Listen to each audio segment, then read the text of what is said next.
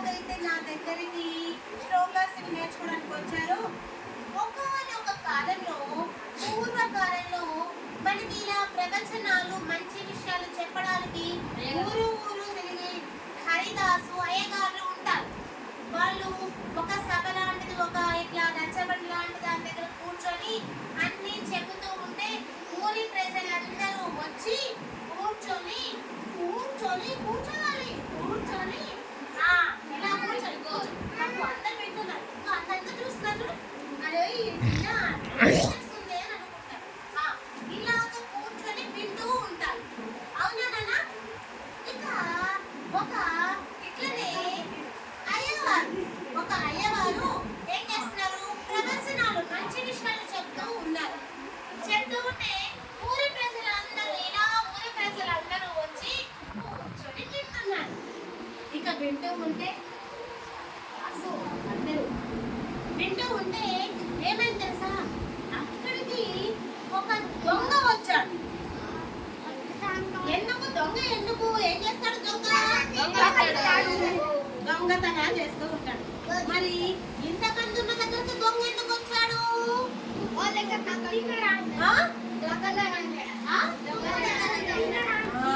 ఇంతమంది ఉన్నారు కదా, నాకేదైనా దొరక్కపోదా అనేసి ఏదో ఒకటి దొంగతనం చేయొచ్చు. అమ్మ నాకు ఈరోజు చేయి వాట మంచి పంట పండిందిలే అని అనుకున్నాడు. ఎంతమంది, చాలా మంది గుంపుగా ఉన్నారు. అందరూ అయ్యగారికి వెళ్ళే వింటున్నారు. నా పని నేను చేసుకొని నేను చక్క పెట్టుకోవచ్చులే అనేసి దొంగతనం చెయ్యాలి అనేసి దొంగ అక్కడికి వచ్చాడు. వచ్చి సమయం కోసం వేచి చూస్తూ ఉన్నాడు. దొంగతనం చేసే సమయం కోసం వేచి చూస్తూ ఉన్నాడు. ఇక అయ్యగారు ఏం చేస్తున్నాడు ఆ రోజు? అబ్బా అద్భుతంగా కృష్ణుడిని వర్ణిస్తూ ఉన్నాడు. కృష్ణ పరమాత్మ నీలి రంగులో ఉంటాడు, ఎవరి పిచ్చం పెట్టుకుంటాడు, రోడ్డు పెట్టుకుంటాడు, పట్టుకొని ఉంటాడు. అలాగే బంగారు ఆభరణాలు వేసుకుంటాడు. పై నుంచి కింది దాకా, మెడలో నుంచి అందెల వరకు, అందెలు అంటే గజ్జెల వరకు ఎన్ని మంచిగా ఏం చేస్తాడు, ఆభరణాలు వేసుకొని ఉంటాడు. అవునా? మంచి బంగారు ఆభరణం నుంచి అసలు కన్ను చూడడానికి ఎంత అద్భుతంగా ఉంటాయి ఆభరణాలు. మన కృష్ణుడు చూస్తే అర్థమవుతుంది కదా, కృష్ణుడు చూడగానే కనిపిస్తాడు. అబ్బా బంగారు ఆభరణాలు ఎందుకు వేసుకున్నాడో ఈ కృష్ణుడు అనేసి 1 minute అని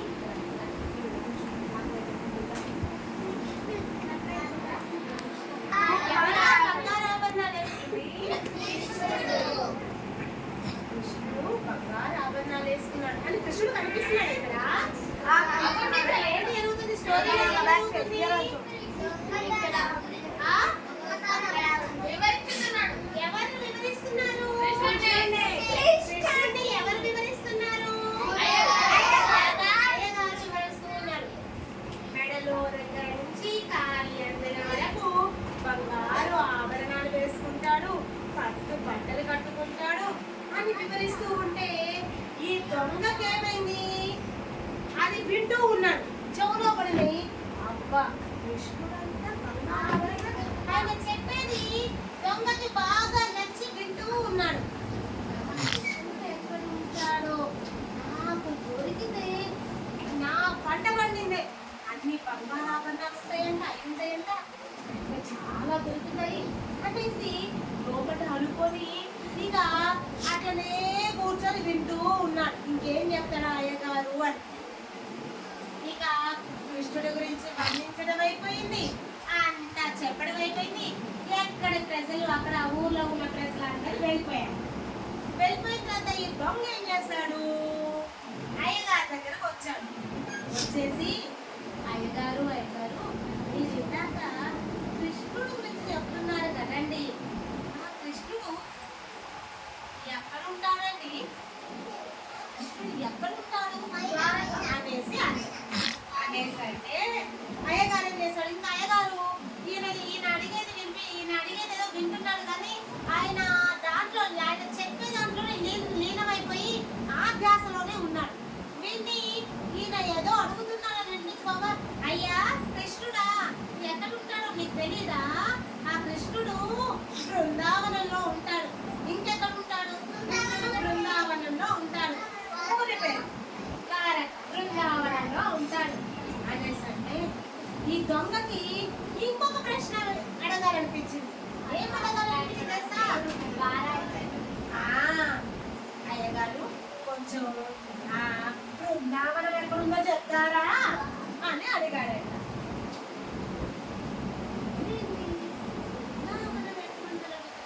బృందావనం ఎక్కడుంటది ఏంటి? యమునా నది తీరంలో బృందావనం ఉంటది.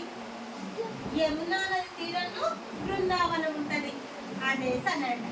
ఇంకా మళ్ళీ ఇంకొక ప్రశ్న అడిగితే అయ్యగారు ఎక్కడ చూపబడతాడు, ఈయన దొంగ అని ఎక్కడ తెలుస్తుందో అనేసి ఇంకేం అనకుండా అందరినీ ఊర్లో అక్కడ ఇక్కడ ఇక్కడ అక్కడ ఊర్లో అందరినీ అడుగుకుంటూ అయ్యా యమునా నది ఎక్కడ ఉంటుంది, బృందావనం ఎక్కడ ఉంటుంది, యమునా నది ఎక్కడ ఉంటుంది అని అడుగుతూ మనకి ఎవరైనా అడ్రస్ తెలియకపోతే ఎలా అడుగుతాం? అడుగుకుంటూ వెళ్ళిపోతే ఇప్పుడు కార్లో వెళ్తున్నాం నాన్న, వేరే ఊరు వేరే రాష్ట్రమో వేరే ఊరు వెళ్తే మనకు కరెక్ట్ అడ్రస్ తెలియలేదనుకో ఆ ఊరు ఎటు అనేసి అడుగుతాం. ఎప్పుడంటే గూగుల్ మ్యాప్ వచ్చేస్తుంది. ఒకప్పుడు ఆ గూగుల్ మ్యాప్ ఎక్కడిది అడిగి వెళ్తాం కదా, అవునా కదా? అలాగే ఈయన ఏం చేశాడు, బృందావనం ఎక్కడుంది, యమునా నది ఎక్కడుంది అని అడుగుతూ చివరికి ఆ బృందావనం ఎక్కడ యమునా నది ఎక్కడ అని అడుగుతూ వెళ్ళిపోయాడు. బృందావనం చేరుకున్నాడు. బృందావనం చేరిన తర్వాత ఎవరిని అడగాలి? ఏ గురించి అడగాలి? కృష్ణుడు ఎక్కడుంటాడు అడగాలి. ఇక ఈయన అడిగే లోపలనే చిన్నగా బృందావనం చేరుకున్న తర్వాత అక్కడ ఒక ఆయన కనిపించాడంట. ఎవరు తెలుసా ఆయన? ఏవో నాకేం తెలుసు, కృష్ణుడు అని మీరు అంటున్నారు కానీ నాకు తెలియదు కదా. మంచిగా కాళ్ళకి అద్దెలు పెట్టుకున్నాడు, మెడలో ఆభరణాలు వేసుకున్నాడు, బ్లూ కలర్ లో నీలి రంగులో ఉన్నాడు, ఉంది. ఎవరు ఇవన్నీ చెప్తే కృష్ణుడేనా? కృష్ణుడు కనిపించాడు. అయ్యా కృష్ణుడు అంటే మీరేనా అని అన్నాడంట, అడిగాడంట దొంగ. కృష్ణుడు నేనే. అయితే ఇక ఆ కృష్ణుడు చూస్తేనేమో ఈ దొంగకి ఇక నిజంగా తీసుకొని ఉరికి పారిపోతుంది కాలే. దొంగ అంటే ఏం చేస్తారు? రోడ్డు మనం మామూలుగా ఏం వింటాము, దొంగ అంటే మెడలో ఆభరణాలు ఇట్లా పుంజుకొని వెళ్ళిపోతారు కదా, అవునా కదా? అట్లా చెయ్యబుద్ధి కాలే దొంగకి. చెయ్యబుద్ధి కాక కృష్ణుడిని ఏమడగలడు? అయ్యా కృష్ణ, మీరు దొంగలే కానీ నాకు నీ ఆభరణాలన్నీ కావాలి. నేను ఎక్కడి నుంచో వచ్చాను, అయ్యగారు చెప్తే నాకు నీ ఆభరణాలు కావాలి, ఇస్తావా అని అడిగాడు. ఇలాగే అడిగాడు నాన్న, ఆభరణాలు ఇయ్యమని అడిగాడు దొంగ. పుంజుకొని పారిపోలే, ఇయ్యమని అడిగాడు. అడిగితే సరేగా, ఇదేం పెద్ద విషయం, నీకు కావాల్సిన ఆభరణాలే కదా,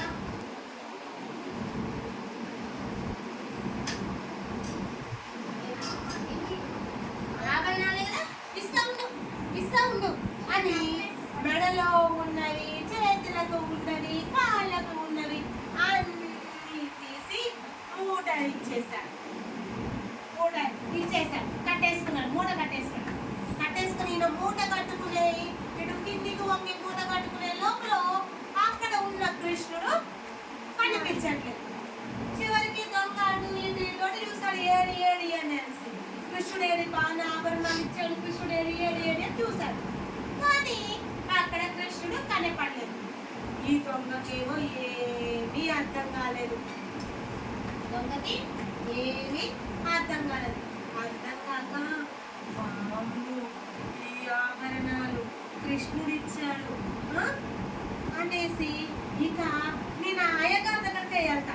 అయ్యగారి దగ్గరికి వెళ్ళి అయ్యగారిని అడుగుతా, మళ్ళీ ఆ కృష్ణుడు ఎక్కడ ఉన్నాడో, నాకు ఈ ఆభరణాలు తీసుకోబుద్ధి కావట్లేదులే, మళ్ళీ కృష్ణుడికి ఇద్దాము, ఎక్కడ కనపడట్లేదు, అయ్యగారికి దగ్గరికి వెళ్దాము అనేసి చివరికి మళ్ళీ ఆ మూట కట్టిన ఆభరణాలన్నీ తీసేసుకొని మూటని పట్టుకొని ఏం చేశాడు, ప్రదర్శనాలు ఎక్కడైతే అయ్యగారు చెప్పాడో ఆ అయ్యగారి దగ్గరికి వెళ్ళాడు. అటో ఇటో అయ్యగారు ఎక్కడో తెలుసుకొని ఆ అయ్యగారి దగ్గరికి వెళ్ళాడు. వెళ్ళేసి అయ్యగారు అంటే ఏంటయ్యా ఏంటి అంటే, మొన్న మీ దగ్గరికి వచ్చాను కదా, నేను కొంగనండి, నేను ఆ రోజు ప్రవచనాలు వినడానికి ఏం రాలేదు, దొంగతనం చేయడానికే వచ్చాను.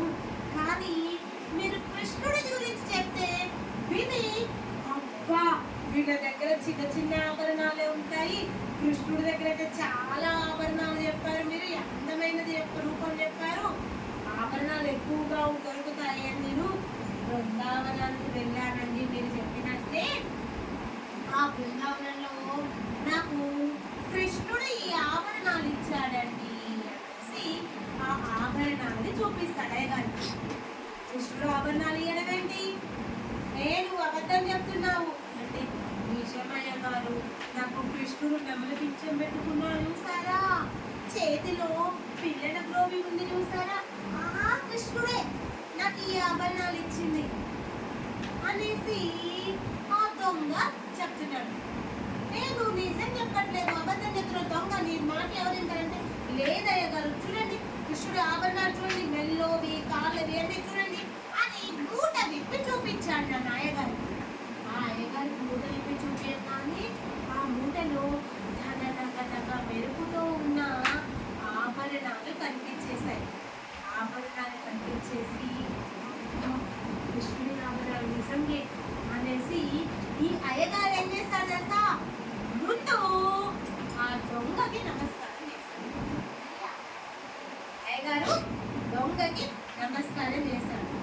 చేసి ఏం చెప్పాడు తెలుసా, అయ్యా ఎంతో పుణ్యం చేసుకుంటే కానీ భగవంతుడు ప్రత్యక్షమవుడు, భగవంతుడు కల్పించాడు, అలాంటిది నువ్వు దొంగతనాలు చేసేవాడివి, నీకు భగవంతుడు నీకు ఆభరణాలు తనంటే నువ్వు కోరితే ఆభరణాలు ఇచ్చేస్తాడు అంటే నువ్వు ఎంత పుణ్యం చేసుకున్నావో అని నమస్కారం చేస్తావు.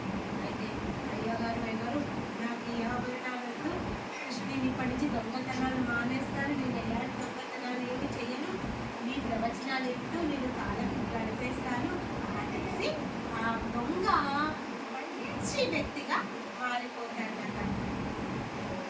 దొంగ మంచి వ్యక్తిగా మారిపోతాడు.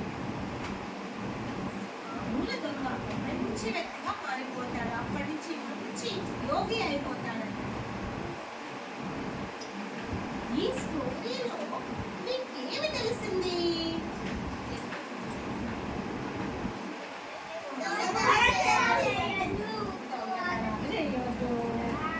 దొంగతనం చేయలే దొంగ, దొంగ అంతకుముందు దొంగతనాలు చేసేవాడే, కానీ ఇక్కడ దొంగతనం చేయలే, కృష్ణుడే ఇచ్చాడు దొంగకి.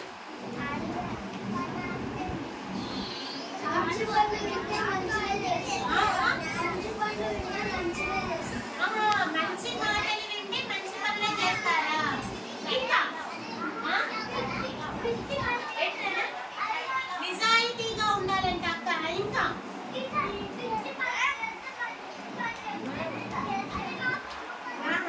నెక్స్ట్ ఇంకా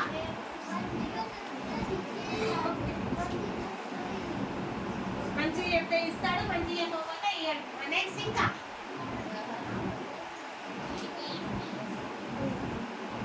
ఓకే, నేనేం చెప్తాను వినండి.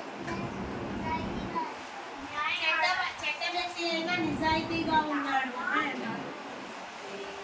ఇప్పుడు వినండి, నేను చెప్తాను. కూర్చోండి కూర్చోండి, ఎందుకు కూర్చోండి కూర్చోండి. భగవంతుడు మనం ఏది కోరుకుంటే అది ఇస్తాడు. భగవంతుడు మనం ఏది కోరుకుంటే అది ఇస్తాడు. దొంగ కృష్ణుడి ఆభరణాలు కోరుకున్నాడు, అదే దొంగే కావచ్చు. కృష్ణుడు ఏం చేస్తాడు, ఆ కృష్ణుడి ఆభరణాన్ని దొంగ కోరుకున్నాడు, దొంగకి ఇచ్చేస్తాడు. భగవంతుడు మనం ఎవరినైతే కొలుస్తామో భగవంతుడు మనం ఏది కోరుకుంటే అది ఇస్తాడు. కానీ ఎప్పుడు ఇస్తాడు అలాగా?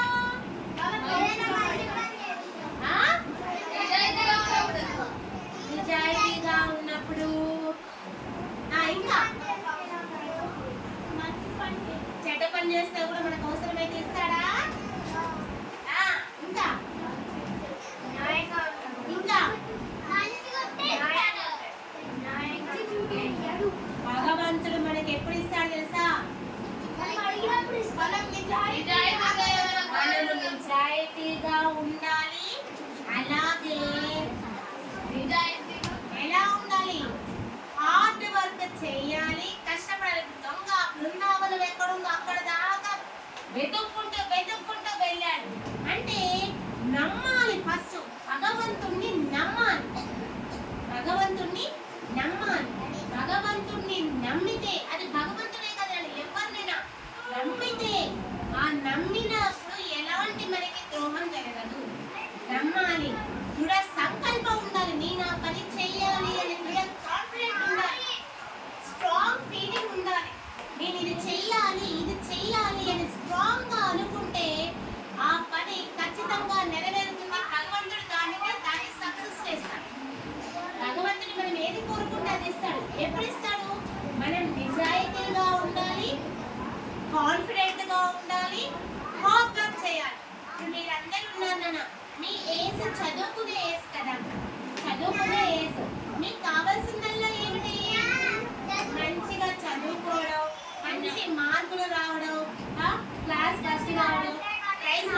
చదువు ఒకటే కాదు, డిఫరెంట్ ఆప్స్ ఉంటాయి. మీకు డాన్స్ ఉంటుంది, డ్రాయింగ్ ఉంటుంది, ఇంకా సింగింగ్ కాంపిటీషన్స్ ఉంటాయి, ఓకే, ఆటలు ఉంటాయి అన్ని. మరి ఒక్కసారి ఇక్కడ ఆడి వరల్డ్ కప్ పోతారా? ఒలింపిక్ గేమ్స్ కి ఇక్కడ రన్నింగ్ ప్రాక్టీస్ చేసి ఒలింపిక్ గేమ్స్ లో వెళ్ళిపోతారా?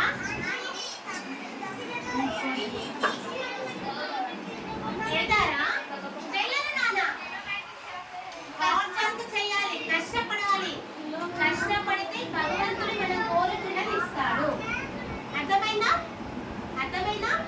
భగవంతుడు ఎప్పుడైనా కానీ మనం కోరుకున్నదే ఇస్తాడు. ఎప్పుడు ఇస్తాడు? మనం కష్టపడి నమ్మితే భగవంతుడు మనం కోరుకున్నది ఖచ్చితంగా ఇస్తాడు. మీరు ఇప్పటి నుంచి అదే కోరుకోండి. నేను మంచిగా చదవాలి, మంచిగా మార్కులు తెచ్చుకోవాలని కోరుకుంటే భగవంతుడు ఖచ్చితంగా మీకు ఎగ్జామ్ టైంకి సపోర్ట్ చేస్తాడు. అంటే కాపీ కొట్టమని కాదు, మీకు అనారోగ్య సమస్యలు రాకుండా, ఎగ్జామ్ కి అటెండ్ అవ్వకుండా, ఒక్కొక్కసారి ఆటంకాలు రాకుండా చేస్తాడు. అన్నట్టు అటెండ్ అయ్యేటట్టు చేస్తాడు. అర్థమైందా?